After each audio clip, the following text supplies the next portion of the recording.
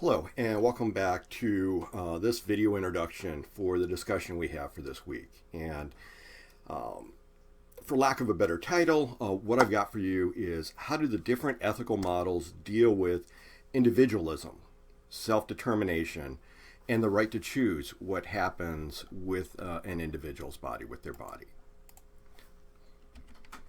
So just a couple different examples to kind of start you thinking about this concept of individualism, self-determination, and a right to choose. Kind of historically, we've got a period of time, kind of the colonial, very early in the colonial period, where we were trying to see, population of the, at least for the European viewpoint, the newly discovered world, again, recognizing that there were indigenous populations here and well established by the time that the Europeans started to come and populate the colonies. But indentured servitude was an example of one of the ways in which impoverished Europeans were able to come to America. They basically, individuals that wanted to leave maybe religious persecution or leave an area that, there wasn't, good farming or, a good way to make your life. And so, the goal was to, come to the new colonies and start anew and, lots of good things happening over there. And so basically the indentured servants, the individuals that took this, basically took out a loan, which was referred to as an indenture. And we got an example of a contract over here on the right-hand side of this slide. Where the person that was paying for them to come to America would cover their passage to America. So the ship fees, the ticket to get on the boat to come on over, cover room and board, kind of the living expenses for the period of time that they were working as an indentured servant. And then at the end of the contract, they would have to pay some type of freedom dues. And this was the equivalent of a termination bonus. If the individual made it all the way through the contracted period, they had already agreed that they would get something at the end. Oftentimes, this would include what they needed to get started in the new colony, money, clothing, food. But in some cases, especially early on, it may include things like gun and a land. So they were able to, become a landowner, become established. Usually the payoff period, the kind of length of time that the person that would sign this indenture to come to the colonies was anywhere from about 4 to 7 years. I think I read one place that 5 was about the average, but it's kind of in that range that we're looking at. And so basically signing a contract, agreeing to provide service for a period of time in return for something that hopefully is going to be beneficial to this individual and hopefully allow them to get established. Now, indentured servitude was very, very prominent as the colonies were becoming settled. The idea was that this was a method of very quickly increasing the working population, especially the working population that would be able to kind of support the already established colonists, in many cases, successful large landowners that needed assistance either on the property or in their homes. And so we've got an example of an advertisement over here on the right-hand side. We've got somebody looking for, a tutor for the family, and then, a couple gardeners, and then, a couple other things. And if you're interested in doing this, come and apply at this location. And if you're accepted, you would then get passage to the new world. But there are limitations to this. It was a great idea, potentially a great idea at the start. But again, like many great ideas, it didn't always work out to its full potential. Only about 40% of the people that entered into indentured servitude lived long enough to complete their indenture and basically, reap the benefits of what they did. Also, as the colonies became settled a little bit more, the larger landowners claimed the best land for themselves, and so those people that came over in the process of indentured servitude would basically get kind of the leftovers. They would be pushed up into kind of mountainy or hilly regions, pushed into the frontier where living was going to be a lot harder. And because of that, there was a lot of resentment of the people that had entered into this indentured servitude contract because they felt that they weren't, getting the benefits of what that they had signed up for. About 1670, depending upon what book you're looking at, it varies, but kind of in that range, the property owners basically recognized that indentured servitude wasn't the way to work, and that's where they kind of replaced it with, instead of a temporary service to these individuals, a permanent service to the individuals. And that's where we see kind of a very prominent uptick in the use of slavery and bringing in slaves from the African continent.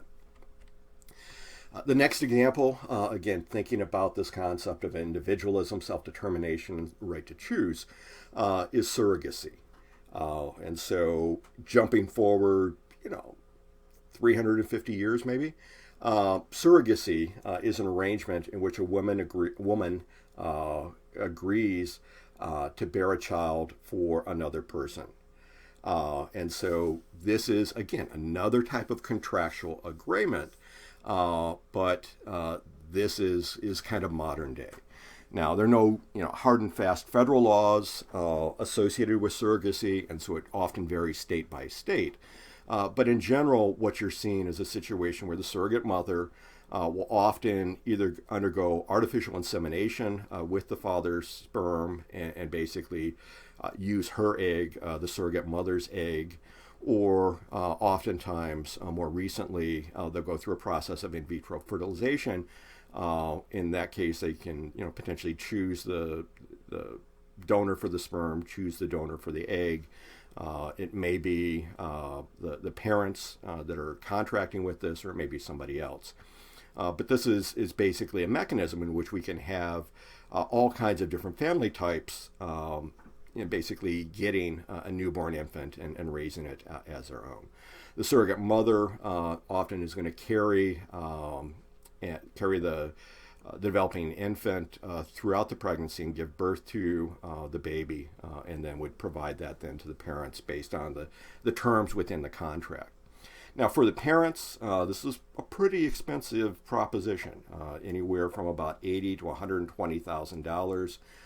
Sometimes portions of it are covered in insurance, health insurance policies, but oftentimes people have to provide their own health insurance for the surrogate.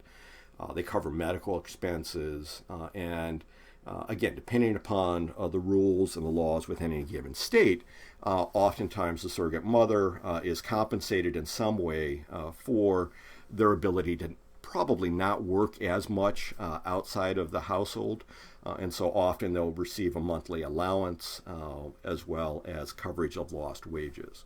And so, not exactly indentured servitude, but again, it's an example of a contract for a period of time associated with the individual and the individual's kind of right to choose. Now, a little bit of the science behind this, because we are, looking at science and ethics. So in vitro fertilization, you basically kind of obtain the eggs oftentimes through hyperovulation. So you treat the egg donor with hormones that will allow her to produce more than kind of the normal number. Normally you produce one egg per cycle. With these drugs, they can produce multiple eggs so that a single surgical procedure can go in and harvest kind of an accumulation of eggs that can be used for a period of time. In the in vitro fertilization procedure, in vitro in glass from the Latin, you take the egg, you combine it with sperm from a source, and then if fertilization occurs, you're going to be able to watch very early on embryonic development within this little glass tray, little petri dish or whatever it is that they're using, and be able to look at it. Oftentimes they can say, okay, this is a viable embryo. They may go in and maybe pluck out one of these cells and do some genetic testing on that, determine which ones they want to implant, and then they would basically transfer that embryo from that petri dish, that little glass dish here, into the uterus of the surrogate mother. It would implant into the wall of the uterus, and then it would be as if that person had been pregnant normally through the standard process of fertilization. And then finally, the example, again, takes us a little bit further, maybe to the extreme, but again, this idea is to kind of push the boundaries as we're looking at some of these topics. So prostitution. Prostitution is engaging in a sexual activity for payment. Now, it's illegal in most places within the United States, but it is legalized within licensed brothels, within licensed places of business in about half the counties within Nevada. And so we've got a map of Nevada over here on the right-hand portion of the slide. You can see the states where they have legal brothels kind of colored in, and then the counties are colored in, and then the counties, including the county of Las Vegas, does not have legalized prostitution. So it's illegal in these counties that don't have the licensed brothels, and interestingly, it's also illegal outside of the licensed brothel within these counties. And so if we take a look at how this is set up, both the brothels, the place of business, and the prostitutes, the provider of the service, must have a state business license. And so basically the state is able to make money from this by licensing and controlling it, but they don't tax the act. So there's not like an additional fee or an additional tax associated with it. Now, if we take a look at this, you can make an argument, is this better? Is this worse than areas that we have illegal prostitution? With these prostitutes that are working within a licensed brothel, they basically act as independent contractors. And so they have to pay their own taxes, all of those things that a private business person is going to have to do. And because they're independent contractors, they're not going to get benefits like health benefits, vacation pay, and retirement benefits. And so you can make the argument that maybe it's getting a little bit closer to having it recognized as a legal and licensed service, but again, it's still potentially putting these people at a disadvantage because of the lack of support and benefits that they get in their position. So with these three examples, again, a little bit extreme, but I want to try to kind of plant the seed of ideas for you. What I want you to do is, within a discussion group, and again, randomly designed within your discussion, first prompt according to the deadline, and then the final kind of discussion about a week later. But the prompt is, how do the different ethical models deal with individualism, self-determination, and the right to choose what happens with a woman's body or with an individual's body? And so we took a look at this in terms of indentured servitude, the practice of contracting to provide a service for a fixed amount of time in exchange for food, clothing, and necessities during this indentured period. What's interesting, and I didn't tell you at this, the point where we were talking about a few minutes ago, indentured servitude was actually prohibited by the United Nations Universal Declaration of Human Rights in 1948. And so, at least in that form, it's been prohibited, ideally worldwide. In terms of surrogate motherhood, you've got a woman contracting with a couple to receive the implantation of an in vitro, normally created by in vitro fertilization, but there are other processes as well.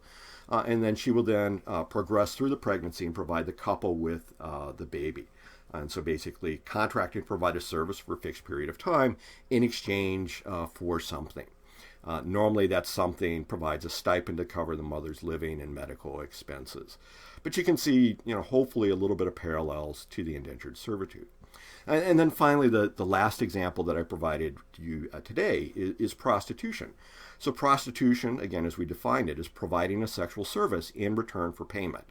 So, maybe not signing a contract, but there is an agreement of providing a service for a fixed period of time in exchange for something. In this case, money as opposed to, health insurance or food and clothing or things like that.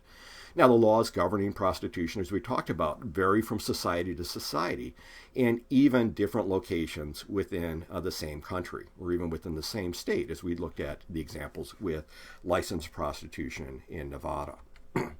Now, what I want you to do is think about some of these questions. How do the different ethical models deal with this? And I guess I got it repeated twice on this slide, so it must be really important.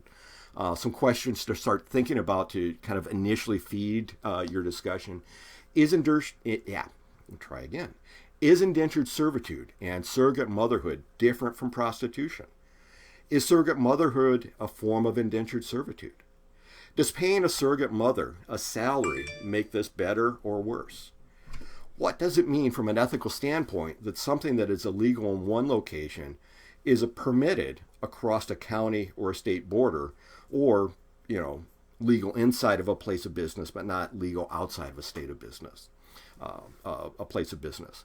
And then finally, again, as a prompt for this type of discussion, and it's just to get this conversation started. You don't have to answer these questions, but if you get stuck, start thinking about some of these questions. And the final one is, how does society attempt to apply different ethical perspectives in an attempt to regulate certain behaviors? We see that on all kinds of different things, and we'll talk about some more of those as we go through this course. So again, that's a discussion. I'm looking forward to seeing your comments on this. It's a little bit of an interesting discussion prompt, so hopefully you'll enjoy working with it. As always, with anything in the class or this assignment or any of the videos or things like that, feel free to email me at any point if you've got questions. So thank you and have a great day.